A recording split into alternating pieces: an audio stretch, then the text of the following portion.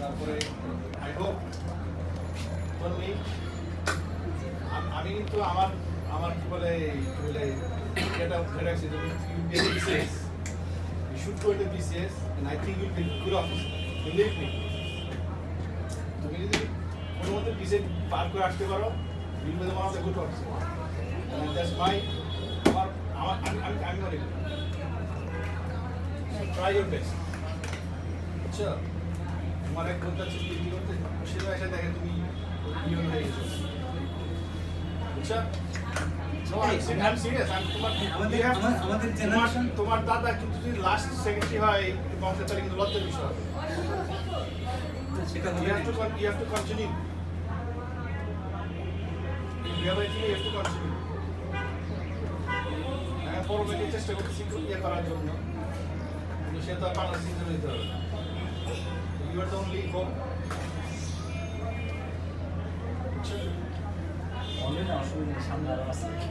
আমি আমার তো ভাস্তি যে মানে তো আমার তো পরে ভাস্তিগুলো তো সায়েন্স দিকে না আর আছে না আমি তন্নির কথাই বলতেছি তো এখনো ছোট আমরা তো ওই পর্যায়ে this people are in the level of the ইয়ার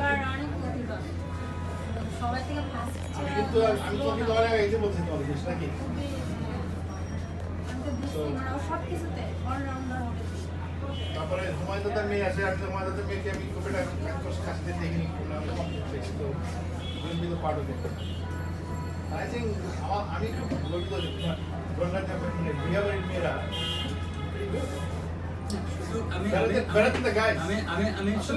শুধু মেয়েরা না আমি দেখছি আমাদের পরের জেনারেশনটা আল্লাহ যেহেতু অনেক গর্ব করার মতন অনেক কিছু আছে আমি বলবো ছেলেদের থেকে মেয়েরা অনেক মতন হ্যাঁ অনেক কিছু আছে আমি ছেলেদের থেকে মেয়েরা অনেক আমাদের বলতে লজ্জা নেই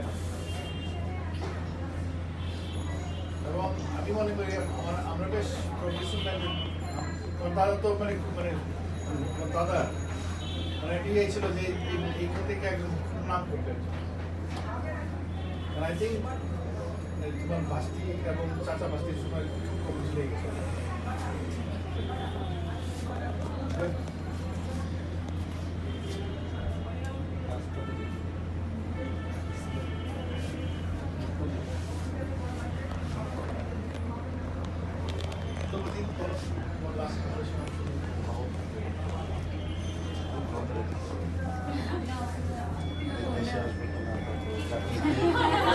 সবাই যে প্রশ্নগুলো করছে সেই উত্তরগুলো সাথেই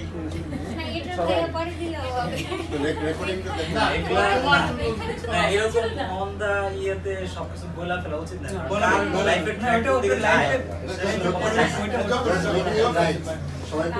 তুমি তোমার ইয়া বলো তুমি মানে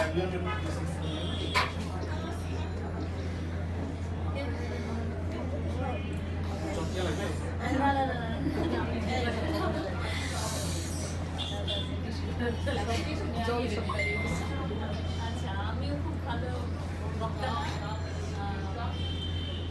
আর টিচিং লাইনে পড়ার আগে তো আমি কথা খুব কম বলতাম এখন যাও তো গ্রাজুয়েশনের পরে কিন্তু আমি খুব একটা টাইম নিয়ে নেই মানে টাইম নিয়ে নেই মানে হচ্ছে আমার গ্রাজুয়েশনের পর আমার খুব একটা গ্যাপ ছিল না আমি জবে ঢুকে গেছিলাম চিন্তা করি ওই সময়টা আসলে চিন্তা করার সময় ছিল না আমার জন্য মানে অনেক কিছুই ছিল যেটা হচ্ছে মনে হয়েছে যে না আমার আসলে একটা জব মানে হওয়া উচিত তখন আমার মনে হয়েছে কারণ আব্বা ছিলেন না ওই সময় আর অনেক কিছু এক্সপেকটেশনগুলো একটু বেশি বেড়ে গেছিলো সবাই চাচ্ছিল আর আমার রেজাল্ট পাবলিশ হয়ে গেছে তো বসে থাকা আমার কাছে মনে হয়েছে যে মানে হয়তো বা এটা আরেকটা অন্য ধরনের ট্রমা তৈরি করবে বা আমাকে হয়তো বা আমাকে পিছিয়ে দেবে তো যাই হোক প্রথমে তো অ্যানালিতে ঢুকলাম কিন্তু আমি আসলে সবসময় চিন্তা করেছি যে আমার আসলে এখানে ঢুকতে হবে না কারণ আমার আসলে টিচিং সবসময় অনেক বেশি পছন্দ ছিল এটা আমার ফ্রেন্ডরা জানে ডরমিন আছে যেহেতু ডরমিন জানে তো টিচিংয়ে তারপরে সার্কুলার হচ্ছিল না আসলে ঢাকা ইউনিভার্সিটিতে সার্কুলার হচ্ছিল না অনেক সময় পরে আমাদের মানে ওখানে যখন 6 মাস অলরেডি 6 মাসের আগে 2-3 মাস ছিলাম হয়তো অ্যানালিতে তারপর জগন্নাথে সার্কুলার অ্যাপ্লাই করলাম তো তখন ভাইয়ের একটা কথা আমি সবসময় বলি সবাই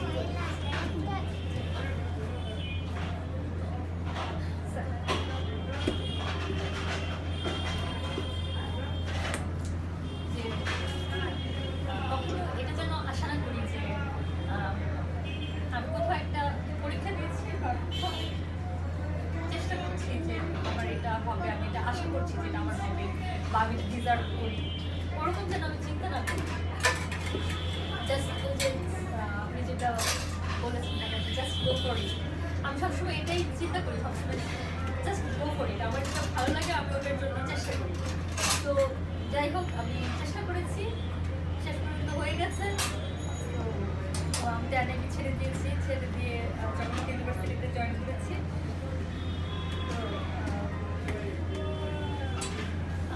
তো এখন যদি আমাকে কেউ বলে যে আসলে পার্থক্যটা কি, এনআইভি আর ইউনিভার্সিটির মধ্যে পার্থক্য কি? এনআইভিতে যেটা ছিল যে হয়তো বা আমি একটা ঘরের ভিতরে একটা জায়গায় আমি ডেস্কের মধ্যে বসে আমার রিসার্চ বা আমি আমার ডেস্ক জব করতে পারতাম, কিন্তু এটাতে আমার যেটা হয়েছে যে আমার হয়তো বা এই যে আমার যে exposure, different kind of mentality, different kind of মানে পার্সোনালিটি, এটা মনে হয় অনেক কম। কিন্তু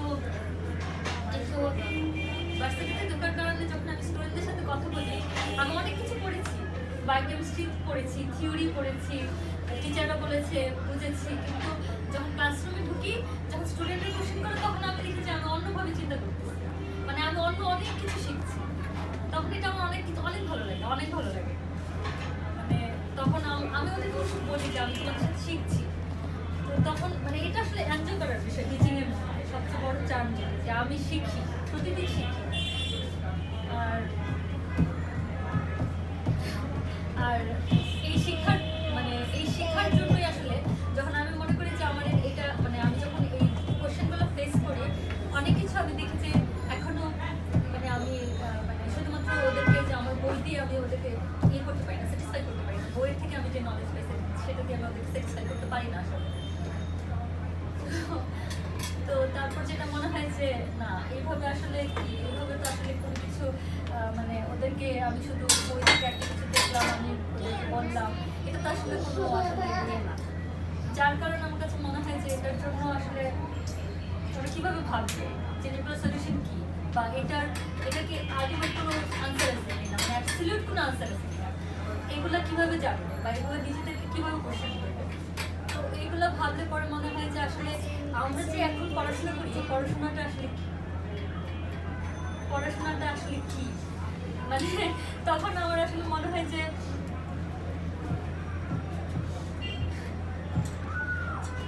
তখন আমার কাছে যেটা মনে হয় যে পড়াশোনা তো আসলে একটা জাস্ট একটা পার্ট আসলে লাইফের।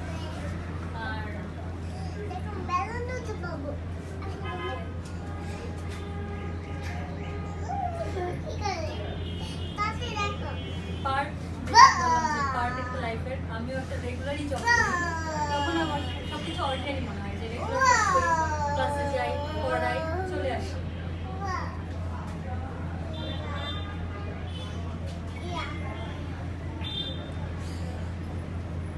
কিন্তু এই যে এখন আপনাদের সাথে বসে কথা বলছি, মানে বা আপনাদের থেকে দূরে চলে যাবো, অনেকদিন থাকবো না, এখন যে আপনাদের ফিলিংস আমি জানতে পারলাম, এটা আমার কাছে সবচেয়ে বড় বিষয় মনে হচ্ছে এখন। এটাই সবচেয়ে বড় মিনিংফুল বিষয়। আর বাকি জিনিসগুলো আমার কাছে অত বেশি মিনিংফুল মনে হয় না আসলে। যখন কম্পেয়ার করি, আমি এত কিছু চিন্তা করার পরে আমার কাছে এগুলো মিনিংলেস হয়ে যায়, আর এই জিনিসগুলো আমার কাছে মিনিংফুল মনে হয়। মানে আবেগ, যেটা আমার জন্য ইমোশন বা ফিলিংস বা ইন্টারেকশন, এগুলো আমার কাছে সবচেয়ে মানে মনে হয় যেন এটা সবচেয়ে বড় বিষয়, সবচেয়ে বড় meaningful part of life, rather than আমার ক্লাসরুম, আমার রেগুলার জব, টেক্সট জব বা বুকস, এগুলোর থেকে বেশি।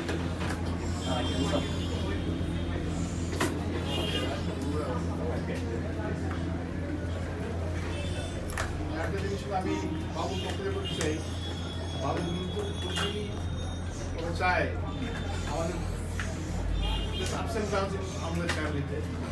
বাবু চায় যে এই জেনারেশনটার জন্য আমাদের প্রিভিয়াস জেনারেশনের জিনিসটা ভালো করতে পারে। মানে I am very proud of Tamal, Tapas, তারপর কর্ণগেরা, যে ডান ট্রেমেন্ডাস জব শুরু রেখা দিয়ে কোনো জিনিস ট্রেমেন্ডাস জব। আর আমি আরেকটা কথা বলি, যে আপনি বললেন না যে এই ফ্যামিলিতে মেয়েরা বেটার, মেয়েরা অনেক ভালো করছে, মেয়েরা, এটা আসলে কি সাকসেসটা আসলে কি? সাকসেসটা তো আসলে একটা কম্পারিজন, নাথিং এলস। মানে আমি সমাজে কতটা অ্যাকসেপ্টেড হয়েছি, সমাজ আমাকে কতটা করেছে, জাস্ট আর কিছু না। কিন্তু মানে কোনো মানুষেরই কন্ট্রিবিউশন কিন্তু কম না লাইফে। সে হতে পারে একজন, আমি প্রতিদিন দেখি আমার অফিসের যে অ্যানালিসিস আছে, ও আমার থেকে বেশি পরিশ্রম করে। মানে ও আমার থেকে সারাক্ষণই আমার প্রতি তার ডেডিকেশন দেখলে আমি মাঝে মাঝে মনে হয় যে আমি তো ওর জন্য কিছু করছি না, আমি ওকে 10টা টাকাও দিচ্ছি না, 500 টাকাও দিচ্ছি না, কিন্তু আমার জন্য সারাক্ষণ দৌড়াচ্ছে। আমি যখন বলছি এই ফাইলটা নিয়ে যাও, সে দৌড়ে চলে যাচ্ছে। তো এটা হচ্ছে আসল, যে আমার জন্য সে ইমোশন দেখাচ্ছে, ফিলিংস দেখাচ্ছে। আমি হয়তো পাই যে ওকে আমি জাস্ট মানে ইন রিটার্ন কিছু দিতে পারছি না। তো সমাজে সব মানুষের সবার আসলে কন্ট্রিবিউশন, এটা সে যে পজিশনে থাকুক না কেন, যে পদে থাকুক না কেন, যে রিলেশনে থাকুক না কেন, অস্বীকার করা যায় না। সেটা অবশ্যই দেখো, আমি বলছি যে আমাদের ছেলেরাও ট্রেমেন্ডাস, কিন্তু we need to help ladies of our family. কারণ তোমরা এটা এবং আমি এটা অনেক রিয়েলাইজ করে ফিল করি, এবং আমি অনেক সময় নিজেকে আমার সেলফিশ মনে হয় এই কারণে যে আমি কতটুকু নিচ্ছি ওদের কাছ থেকে, আমি কিছু দিচ্ছি না ওদের। তুমি তোমার যেমন সময় তুমি দিবা, না, এটা বাবু করছিল, বাবু পিএইচডি পার করে আর কি। তখন আমি একদিন আমার অফিস থেকে সে বেরোচ্ছে আমার নিয়ে, তো ও বলতেছিল যে দাদা আমি আসলে তো কিছুই করতে পারলাম না আমার ফ্যামিলির জন্য, আপনাদের জন্য কিছু করতে পারলাম না। তুমি কি দিবে আমাকে? আমি যখন বলি যে আমার ভাই একটা ডক্টর পিএইচডি, আমার এর চেয়ে বড় পাওয়ার আর কিছুই থাকে না, কিছুই থাকে না। আমি আমার বুকটা ভরে যায় যে আমি আমার ভাই ডক্টর, পোয়েটিক টিচার, এর চেয়ে বড় পাওয়ার আমার কিছুই নেই, আমরা বলতে পারতেছি। তো বাবু ছিল যে আসলে দাদা এইভাবে আর কেউ বলে না, যে কথাটা আসলে এইভাবে ফিল করে না। তো মানুষের প্রত্যাশা এক একভাবে এক এক রকম থাকে। আমি মানে এটাই আসলে হয়তো সবচেয়ে বড় ব্যাপার, যে তুমি আমাদের মেয়ে, তুমি আজকে পিএইচডি করতে যাচ্ছ, তুমি এই ফ্যামিলিটার জন্য তুমি যে কি বিশাল কিছু, এটা অন্যের ওর উপলব্ধি করবে, যেটা তুমি পারবে না। যে তোমাকে নিয়ে সবাই গর্ব করবে, তোমাকে নিয়ে তাদের সুনাম বাড়বে, তাদের খ্যাতি বাড়বে। তো এই ফ্যামিলির জন্য তুমি একটা বিরাট অ্যাসেট। আমরা চাই তুমি আরো বড় হও। তবে আমি বলবো যে ফ্যামিলির সবাই ওয়ান ইউনিট থাকে। মনে করো কথার কথা, মনে করো আমার সাথে তোমার একটা বিষয় হয়েছে, we should solve it between us. বাইরের লোক কেউ জানবে না। যেমন উদাহরণ দিই, যেরকম আমি শেখ সাহেবকে উদাহরণ দিই, আমি শেখ সাহেবকে অনেক গালাগালি করি, কিন্তু একবারে বাইরে থেকে গালাগালি তখন গায়ে লাগে। কারণ কি, শেখ সাহেব আমার অ্যাসেট।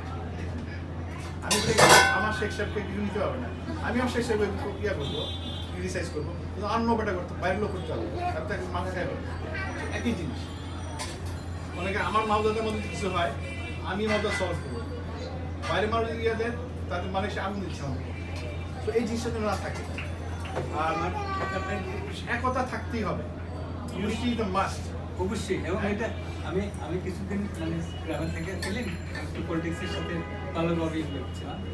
আমি লাস্টের দিকে জাতীয় পার্টির সামাজিক সম্পাদক ছিলাম, তারপরে নরসিংদী জেলা কমিটির বেশ ভাইস প্রেসিডেন্ট ছিলাম। তখন আমাদের মনোহরদীপ থানায় ইয়ে ছিল, মানে জাতীয় পার্টির প্রেসিডেন্ট ছিল মাস্টার, মনে নেই সভাপতি ছিল। ও বলছিল যে আসলে পার্টির একটা ইয়ে হইলো যে আমার কোনো কর্মী অন্য কোথাও মাইর খাবে, এটা আমরা বসে বসে দেখবো না। সে যদি অন্যায় করে সে শাস্তিটা আমরা দিব, কিন্তু অন্য কাউকে আমরা সে শাস্তি তাকে দিতে দেবো না। মানে কি নামটা আমার ভুলে গেলাম, মনে দিতেই পারি, নাখালপাড়া স্কুলের মাস্টার। তোমার কি মনে আছে? তুমি কি জানো তো? রশিদ চেয়ারম্যান ছিল সেক্রেটারি, আর উনি প্রেসিডেন্ট ছিল। খুব সিম্পল মানুষ, খুবই সিম্পল মানুষ, কিন্তু তার কথাবার্তা ছিল এত মজবুত যে চিন্তাই করা যায়।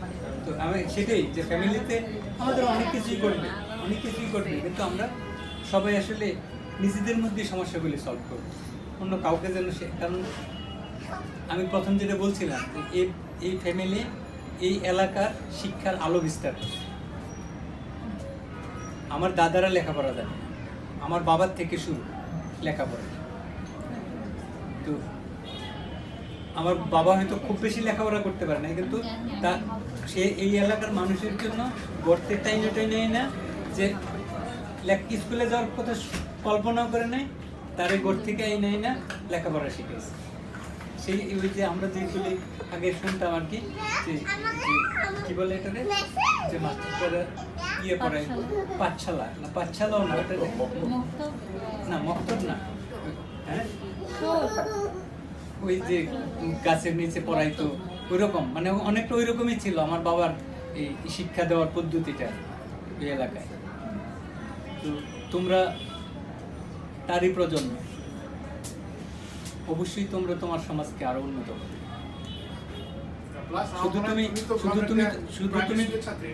শুধু তুমি আমার গ্রামে, তুমি আমার ভুইয়া পরিবারের একটা মেয়ে।